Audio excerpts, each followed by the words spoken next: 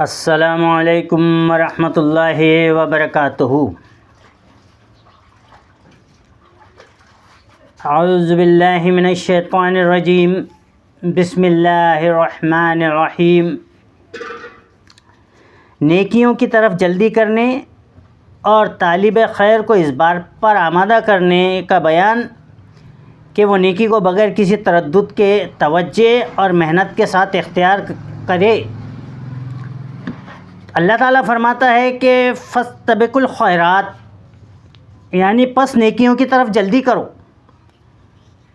اور فرمایا کہ وسارعوا الی مغفرۃ من ربکم وجنۃ عرضها السماوات والارض اعدت للمتقین، سورہ آل عمران۔ اور جلدی کرو اپنے رب کی مغفرت اور جنت کی طرف جس کی چوڑائی آسمان و زمین ہے، تیار کی گئی ہے پرہیزگاروں کے لیے۔ اس موضوع کے متعلق اور بھی آیتیں ہیں، لیکن اب ہم حدیث دیکھیں گے کہ حدیث کیا کہتی ہے۔ ان عقبہ ابن حارث رضی اللہ عنہ قال صلیت وراء النبی بالمدینۃ العصر فسلم ثم قام مسرعا فتخطی رقاب الناس الى بعض حجر نسائه ففرع الناس من سرعته فخرج عليهم فرأى أنهم قد عجبوا من سرعته قال ذكرت شيئا من تبر عندنا فكرهت أن يحبسني فأمرت بقسمته، رواہ بخاری۔ یعنی حضرت عقبہ بن حارث رضی اللہ تعالیٰ بیان کرتے ہیں کہ میں نے نبی کریم صلی اللہ علیہ وسلم کے پیچھے مدینے میں عصر کی نماز پڑھی، بس آپ نے سلام پھیرا اور نہایت تیزی سے اٹھ کر کھڑے ہوئے اور لوگوں کی گردنیں پھلانگتے ہوئے اپنی بیویوں میں سے کسی کے حجرے کی طرف تشریف لے گئے۔ لوگ آپ کی اس تیز رفتاری سے گھبرا گئے۔ تھوڑی دیر کے بعد آپ واپس تشریف لائے تو آپ نے دیکھا کہ لوگ آپ کی اس تیز رفتاری پر تعجب کر رہے ہیں۔ آپ نے فرمایا مجھے یاد آیا کہ میرے پاس گھر میں سونے یا چاندی کی ڈلی کا کچھ حصہ ہے، مجھے یہ بات اچھی نہیں لگی کہ یہ ڈلی جو مجھے اللہ کی یاد سے روک دے، اس لیے میں نے جلدی جا کر اس کو تقسیم کرنے کا حکم دیا، صحیح بخاری۔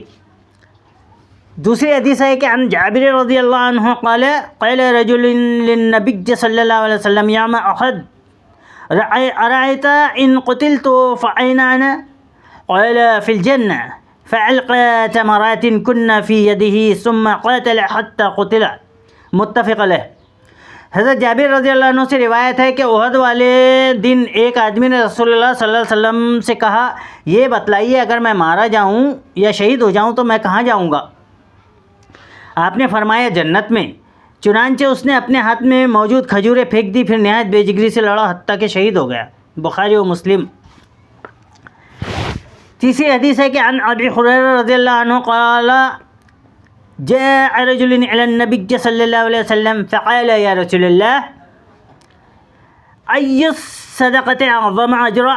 قال أن تصدق وأنت شحيح تخشى الفقر وتعامل الغنى ولا تحمل حتى إذا بلغت الحلقوم قلت لفلان كذا ولفلان كذا وقد كان لفلان، متفق علیہ۔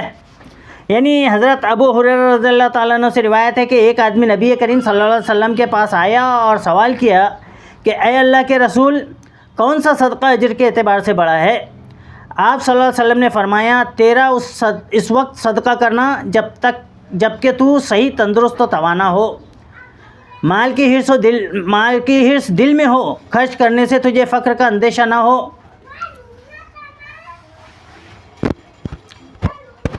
اور اپنے پاس جمع کرنے سے تونگری کی امید ہو، اور تو صدقہ کرنے میں تاخیر نہ کرے، یہاں تک کہ جب روح گلے تک پہنچ جائے تو تو کہے فلاں کے لیے اتنا، فلاں کے لیے اتنا، جب کہ وہ فلاں وارث کا ہو چکا، متفق علیہ، بخاری و مسلم کی حدیث تھی۔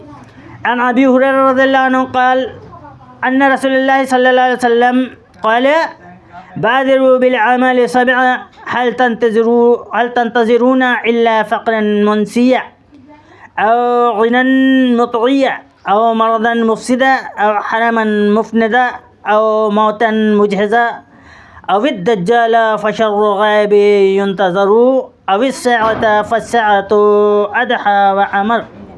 رواہ ترمذی وقال حدیث حسن.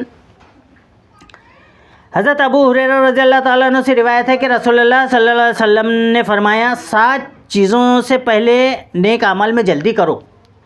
کیا تمہیں ایسے فقر کا انتظار ہے جو بھلا دینے والا ہے، یا ایسی تونگری کا جو تمہیں حد سے تجاوز کر دینے والا بنا دے، یا ایسی بیماری کا جو بگاڑ دینے والی ہے، یا ایسے بڑھاپے کا جو عقل و ہوش کو زائل کر دینے والا ہے، یا ایسی موت کا جو نہایت تیزی سے اپنے کام تمام کر دینے والی ہے، اچانک آ جائے، یا دجال کا جو ہر اس چھپی برائی سے بدتر ہے جس کا انتظار کیا جائے، یا قیامت کا، چنانچہ قیامت تو بہت ہی ہولناک اور نہایت تلخ ہے.